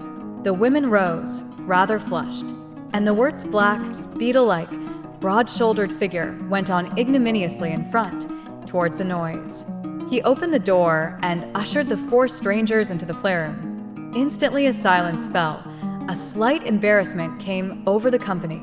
The newcomers had a sense of many blonde faces looking their way. Then, the host was bowing to a short, energetic-looking man with large mustaches and saying in a low voice, Herr Professor, darf ich vorstellen? The Herr Professor was prompt and energetic. He bowed low to the English people, smiling, and began to be a comrade at once. "Nehmen die Herrschaften Thiel and Unser Unterhaltung?" he said with a vigorous suavity, his voice curling up in the question. The four English people smiled, lounging with an attentive uneasiness in the middle of the room. Gerald, who was spokesman, said that they would willingly take part in the entertainment. Gudrun and Ursula, laughing, excited, felt the eyes of all the men upon them, and they lifted their heads and looked nowhere, and felt royal. The professor announced the names of those present, sans ceremony. There was a bowing to the wrong people and to the right people. Everybody was there, except the man and wife, the two tall, clear-skinned, athletic daughters of the professor, with their plain-cut, dark blue blouses and loden skirts, their rather long, strong necks, their clear blue eyes and carefully banded hair, and their blushes, bowed and stood back. The three students bowed very low, in the humble hope of making an impression of extreme good breeding. Then there was a thin, dark-skinned man with full eyes, an odd creature, like a child, and like a troll, quick, detached. He bowed slightly. His companion, a large, fair young man, stylishly dressed, blushed to the eyes and bowed very low. It was over. Hallerk was giving us a recitation in the Cologne dialect, said the professor. He must forgive us for interrupting him, said Gerald. We should like very much to hear it. There was instantly a bowing and an offering of seats. Gudrun and Ursula, Gerald and Birkin sat in the deep sofas against the wall. The room was of naked oiled paneling, like the rest of the house. It had a piano, sofas and chairs, and a couple of tables with books and magazines. In its complete absence of decoration, save for the big, blue stove, it was cozy and pleasant. Hallerk was the little man with the boyish figure and the round, full, sensitive-looking head and the quick, full eyes like a mouse's. He glanced swiftly from one to the other of the strangers and held himself aloof. Please go on with the recitation, said the professor, suavely, with his slight authority. Hallerk, who was sitting hunched on the piano stool, blinked and did not answer. It would be a great pleasure, said Ursula, who had been getting the sentence ready in German for some minutes. Then, suddenly, the small, unresponding man swung aside towards his previous audience and broke forth, exactly as he had broken off, in a controlled, mocking voice, giving an imitation of a quarrel between an old Cologne woman and a railway guard. His body was slight and unformed, like a boy's, but his voice was mature, sardonic. Its movement had the flexibility of essential energy and of a mocking, penetrating understanding. Gudrun could not understand a word of his monologue, but she was spellbound, watching him. He must be an artist. Nobody else could have such fine adjustment and singleness. The Germans were doubled up with laughter, hearing his strange, droll words, his droll phrases of dialect. And in the midst of their paroxysms, they glanced with deference at the four English strangers, the elect. Gudrun and Ursula were forced to laugh. The room rang with shouts of laughter. The blue eyes of the professor's daughters were swimming over with laughter tears. Their clear cheeks were flushed crimson with mirth. Their father broke out in the most astonishing peals of hilarity. The students bowed their heads on their knees in excessive joy. Ursula looked round amazed. The laughter was bubbling out of her involuntarily. She looked at Gudrun. Gudrun looked at her, and the two sisters burst out laughing, carried away. Lurk glanced at them swiftly, with his full eyes. Birkin was sniggering involuntarily. Gerald Critch sat erect, with a glistening look of amusement on his face. And the laughter crashed out again. In wild paroxysms, the professor's daughters were reduced to shaking helplessness. The veins of the professor's neck were swollen. His face was purple. He was strangled in ultimate, silent spasms of laughter. The students were shouting half-articulated words that tailed off in helpless explosions. Then suddenly the rapid patter of the artist ceased. There were little whoops of subsiding mirth. Ursula and Gudrun were wiping their eyes, and the professor was crying loudly. Das war ausgezeichnet, das war famos. Wirklich famos, echoed his exhausted daughters, faintly. And we couldn't understand it, cried Ursula. Oh, lighter, lighter, cried the professor. You couldn't understand it, cried the students, let loose at last in speech with the newcomers. Ja, das ist wirklich schade, das ist schade, gnädige Frau. Wissen Sie. The mixture was made. The newcomers were stirred into the party like new ingredients. The whole room was alive. Gerald was in his element.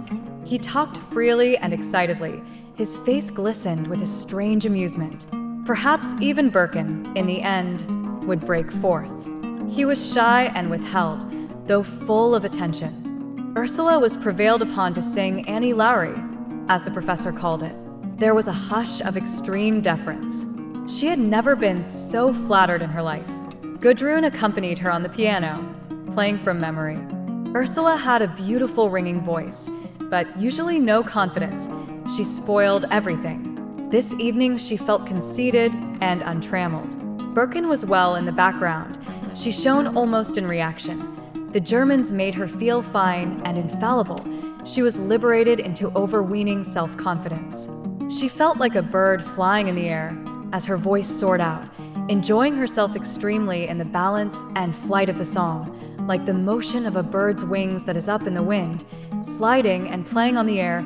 She played with sentimentality, supported by rapturous attention. She was very happy, singing that song by herself, full of a conceit of emotion and power, working upon all those people and upon herself, exerting herself with gratification, giving immeasurable gratification to the Germans.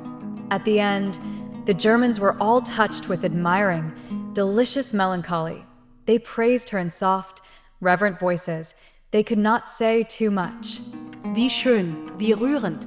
Ach, die schottischen Lieder, sie haben so viel Stimmung. Aber die gnädige Frau hat eine wunderbare Stimme. Die gnädige Frau ist wirklich eine Künstlerin. Aber wirklich. She was dilated and brilliant, like a flower in the morning sun. She felt Birkin looking at her, as if he were jealous of her, and her breasts thrilled. Her veins were all golden. She was as happy as the sun that has just opened above clouds. And everybody seemed so admiring and radiant, it was perfect.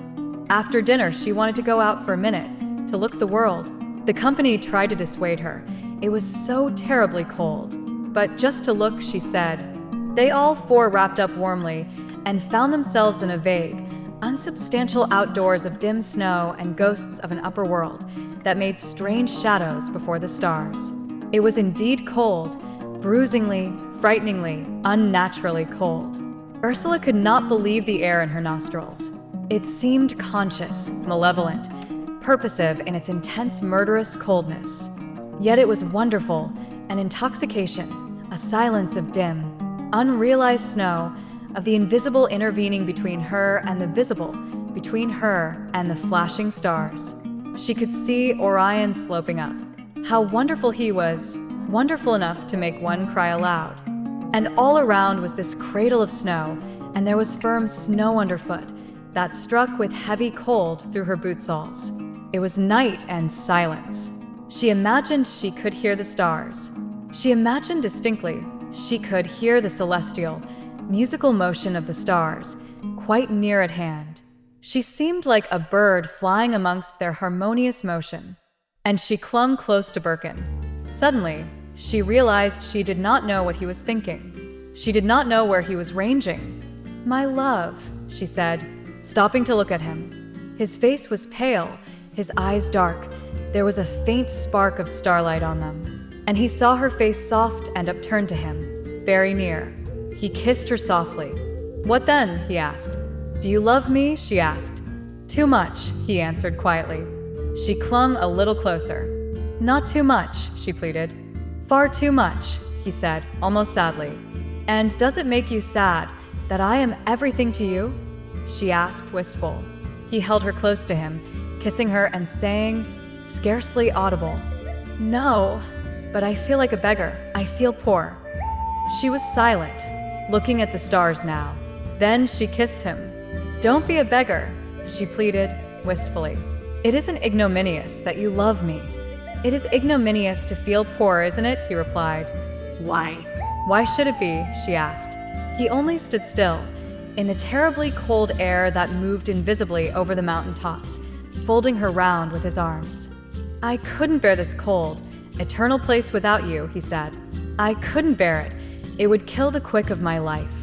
She kissed him again, suddenly. "Do you hate it?" she asked, puzzled, wondering. "If I couldn't come near to you, if you weren't here, I should hate it." "I couldn't bear it," he answered. "But the people are nice," she said.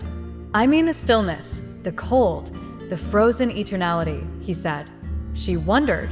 Then her spirit came home to him, nestling unconscious in him. "Yes, it is good we are warm and together," she said. And they turned home again. They saw the golden lights of the hotel glowing out in the night of snow silence, small in the hollow, like a cluster of yellow berries.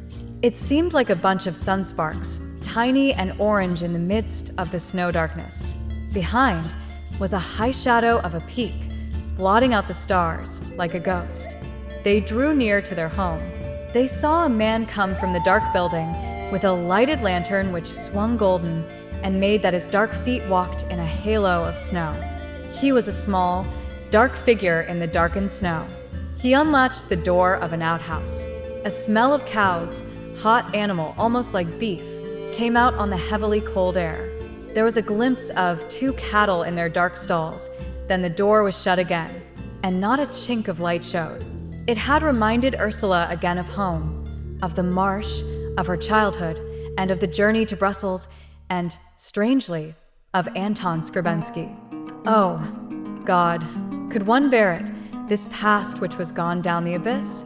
Could she bear that it ever had been? She looked round this silent, upper world of snow and stars and powerful cold.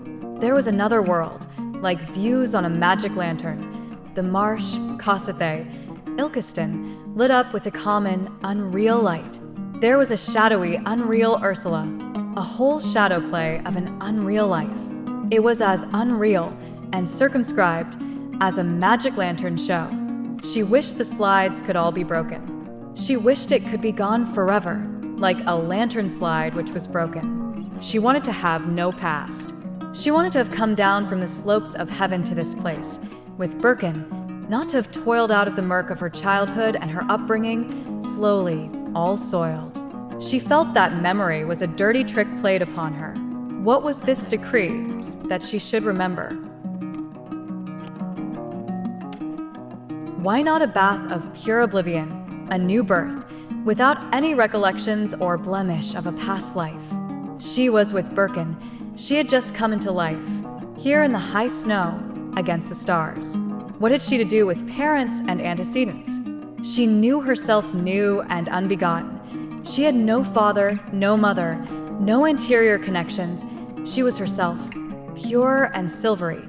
She belonged only to the oneness with Birkin, a oneness that struck deeper notes, sounding into the heart of the universe, the heart of reality, where she had never existed before.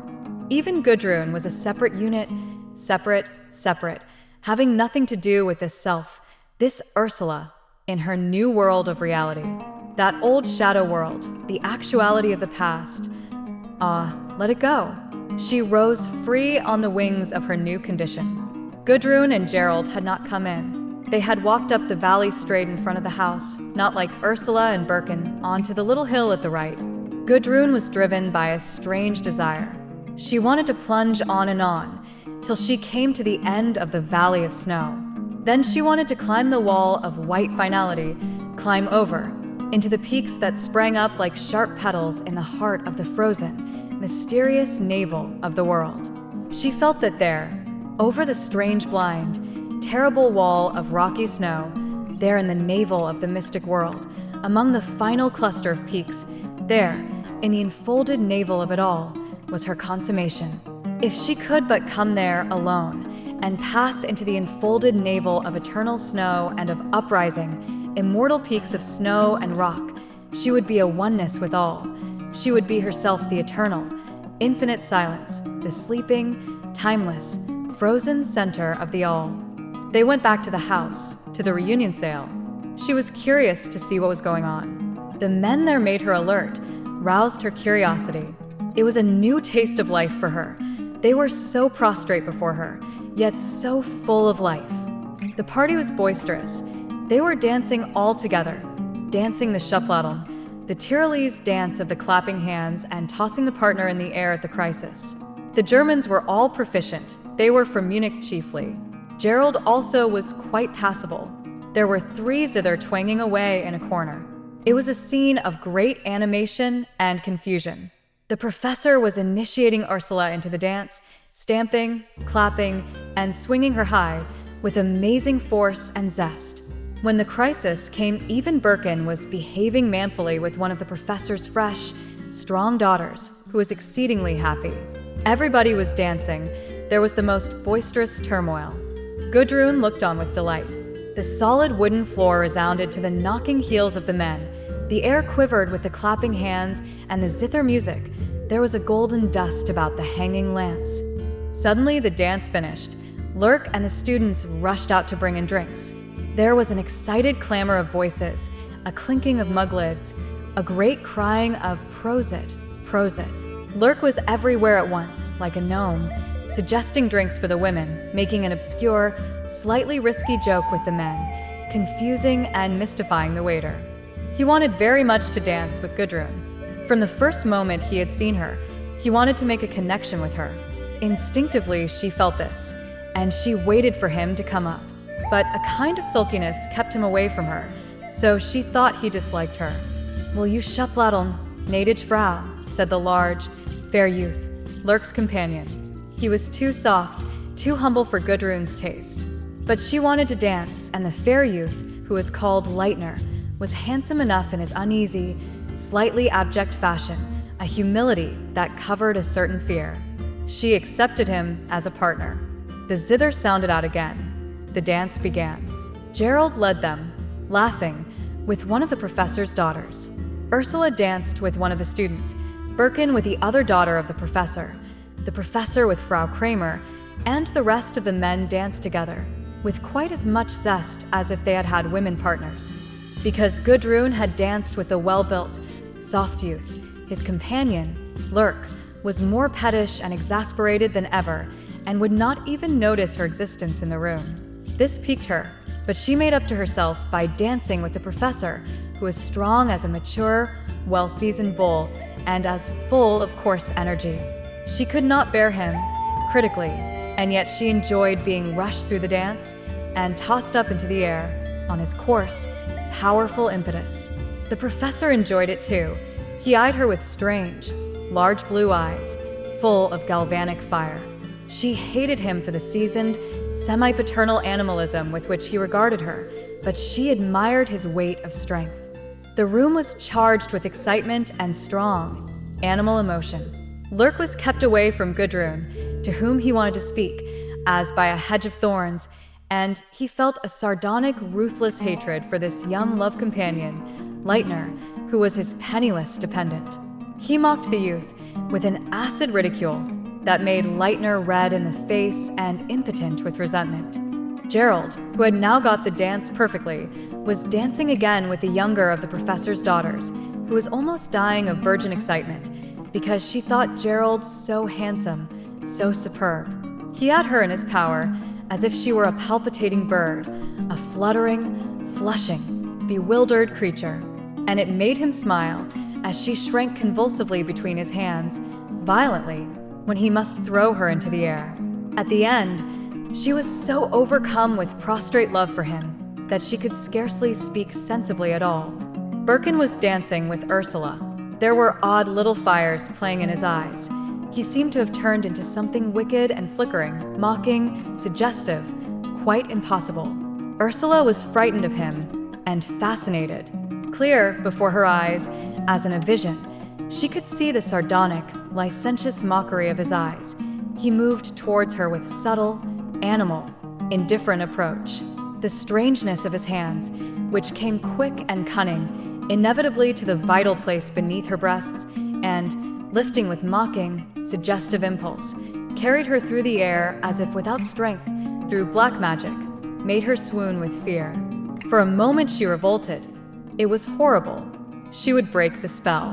But before the resolution had formed, she had submitted again, yielded to her fear.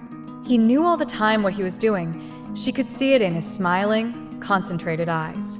It was his responsibility. She would leave it to him. When they were alone in the darkness, she felt the strange licentiousness of him hovering upon her. She was troubled and repelled. Why should he turn like this? "What is it?" she asked in dread. But his face only glistened on her, unknown, horrible, and yet she was fascinated. Her impulse was to repel him violently, break from this spell of mocking brutishness. But she was too fascinated. She wanted to submit. She wanted to know, what would he do to her? He was so attractive and so repulsive at one. The sardonic suggestivity that flickered over his face and looked from his narrowed eyes made her want to hide herself away from him and watch him from somewhere unseen. "Why are you like this?" she demanded again, rousing against him with sudden force and animosity. The flickering fires in his eyes concentrated as he looked into her eyes. Then the lids drooped with a faint motion of satiric contempt. Then they rose again to the same remorseless suggestivity. And she gave way. He might do as he would. His licentiousness was repulsively attractive. But he was self-responsible. She would see what it was. They might do as they liked. This she realized as she went to sleep. How could anything that gave one satisfaction be excluded? What was degrading? Who cared? Degrading things were real, with a different reality. And he was so unabashed and unrestrained. Wasn't it rather horrible? A man who could be so soulful and spiritual, now to be so. She balked at her own thoughts and memories. Then she added, so bestial? So bestial, they too. So degraded. She winced. But after all, why not? She exulted as well. Why not be bestial and go the whole round of experience? She exulted in it. She was bestial. How good it was to be really shameful. There would be no shameful thing she had not experienced. Yet she was unabashed. She was herself. Why not? She was free when she knew everything, and no dark, shameful things were denied her. Gudrun, who had been watching Gerald in the reunion sale, suddenly thought, he should have all the women he can. It is his nature. It is absurd to call him monogamous. He is naturally promiscuous. That is his nature. The thought came to her involuntarily. It shocked her somewhat. It was as if she had seen some new mean upon the wall, yet it was merely true. A voice seemed to have spoken it to her so clearly that for the moment she believed in inspiration. It is really true, she said to herself again. She knew quite well she had believed it all along. She knew it implicitly, but she must keep it dark, almost from herself. She must keep it completely secret. It was knowledge for her alone, and scarcely even to be admitted to herself. The deep resolve formed in her to combat him. One of them must triumph over the other. Which should it be? Her soul steeled itself with strength. Almost she laughed within herself at her confidence. It woke a certain keen, half-contemptuous pity, tenderness for him. She was so ruthless. Everybody retired early. The professor and Lurk went into a small lounge to drink. They both watched Gudrun go along the landing by the railing upstairs. Ein schönes Frauenzimmer, Saidze Professor. Ja, asserted Lurk shortly.